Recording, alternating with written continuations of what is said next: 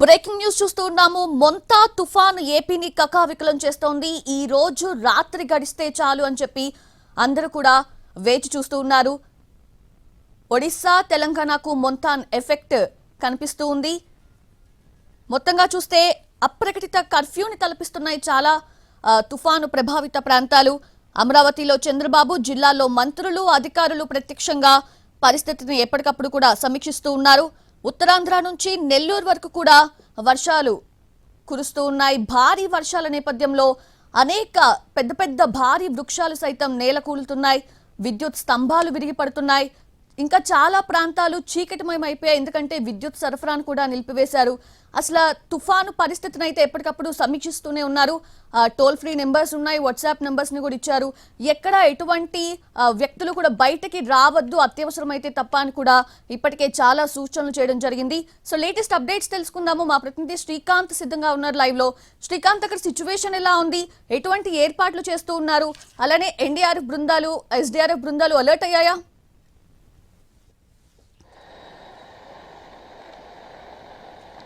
సౌజన్య, మొంతా తుఫాన్ ఎఫెక్ట్ అనేది కృష్ణా జిల్లా మీద స్పష్టంగా కనబడతా ఉంది. అందులో భాగంగా ప్రధానంగా మచిలీపట్నం, బంగినపూడి బీచ్, అదేవిధంగా మచిలీపట్నం మీద దాని ప్రభావం స్పష్టంగా ఆ ఎఫెక్ట్ కనబడతా ఉంది. మొంతా తుఫాన్ అనేది ప్రస్తుతం మచిలీపట్నం మీదుగా ఒక 50 కిలోమీటర్ల దూరంలో ఉన్న నేపథ్యంలో ఇది కేంద్రీకృతం అవడానికి సంబంధించి కొంత సమయం పట్టే పరిస్థితి కూడా ఉంది. ఈ నేపథ్యంలోనే దాని ప్రభావం అనేది మచిలీపట్నం మీద మనకి కనపడుతుంది. పెద్ద ఎత్తున ఈదురుగాలులు అయితే బలంగా ప్రస్తుతం మచిలీపట్నం అంతా కూడా వీస్తున్న పరిస్థితి. అదేవిధంగా ఈదురుగాలుల తాకిటికి మొత్తం భారీ వృక్షాలు కూడా నేలకూలుతున్న నేపథ్యంలో అటు మొత్తం మచిలీపట్నం అంతా కూడా ముందస్తు చర్యల్లో భాగంగా అధికారులు విద్యుత్ సరఫరాను కూడా నిలిపివేశారు. రోడ్ల మీద ఉన్నటువంటి బారికేడ్లు అన్నీ కూడా ఈదురుగాలుల తాకిడికి పడిపోతున్న పరిస్థితి. ఈ నేపథ్యంలో వెంటనే సహాయక చర్యలు అందించడానికి సంబంధించి అటు ఎన్డీఆర్ఎఫ్, ఎస్డీఆర్ఎఫ్ బృందాలతో అధికారులు కూడా సిద్ధంగా ఉన్నారు. దుకాణాలను కూడా మధ్యాహ్నం నుంచే పూర్తిగా అధికారులు కూడా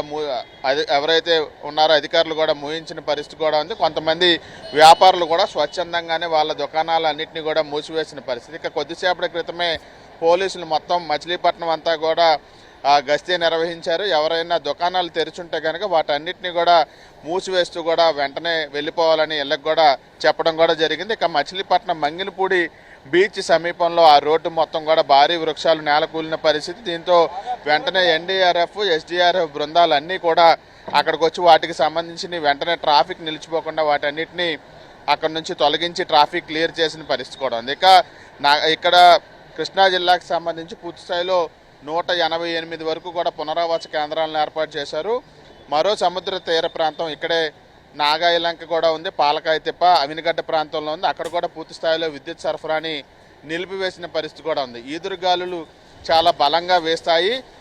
90 నుంచి 100 కిలోమీటర్ల వేగంతో ఇప్పుడు ఇది తుఫాను కేంద్రీకృతం అయ్యే లోపుగా ఈదురుగాలులు వేస్తాయి. జోరుగా వర్షం కూడా కురుస్తుంది. కాబట్టి ఎవరు ఇళ్లలోనే ఉండాలి, రోడ్ల మీదకి ఎవరూ రావద్దు అనే విషయాన్ని కూడా అధికారులు పదే పదే చెప్పడం కూడా జరిగింది. జిల్లా కలెక్టర్తో పాటు ఎస్పీ పూర్తి స్థాయిలో ఈ పునరావాస కేంద్రాలన్నింటినీ కూడా పరిశీలించారు.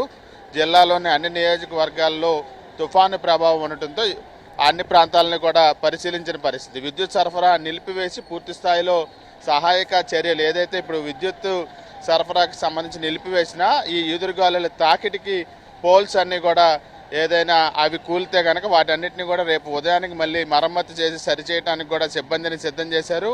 దీంతో పాటుగా వైద్య సదుపాయం అందించడానికి కూడా వైద్య శాఖ నుంచి కూడా అధికారులు పూర్తి స్థాయిలో సమాయత్తమైన పరిస్థితి కూడా ఉంది. ఈ నేపథ్యంలో రేపు కూడా దీని ఎఫెక్ట్ అనేది ఇవాళ రాత్రికి తుఫాను తీరం దాటినప్పటికీ కూడా మచిలీపట్నం మీద దాని ప్రభావం అనేది రేపు పూర్తి స్థాయిలో కనపడుతుంది. కాబట్టి కలెక్టరేట్లో కంట్రోల్ రూమ్ను కూడా ఏర్పాటు చేసి ఎప్పటికప్పుడు ఈ సహాయక చర్యలకు సంబంధించి మానిటరింగ్ అనేది చేస్తూ ఉన్నారు. చూడొచ్చు, కొన్ని ప్రొక్లైన్లను కూడా ప్రస్తుతం అధికారులు అందుబాటులో ఉంచుకున్నారు. వాటిని అత్యవసర సేవలకు సంబంధించి అవసరమైతే ఈ బారికేడ్లు కానీ అదేవిధంగా ఈ చెట్లు కూలిపోతే కానీ వీటన్నింటినీ తొలగించడానికి ప్రొక్లైన్లు కూడా అధికారులు సిద్ధం చేసుకున్న పరిస్థితి అయితే మనకి మచిలీపట్నంలో కనబడుతోంది. అటు వైద్య సేవలతో పాటుగా పునరావాస కేంద్రాల్లో బాధితులకి అన్ని రకాల ఆహారం అందించడానికి కూడా అన్ని ఏర్పాట్లను కూడా సిద్ధం చేశారు.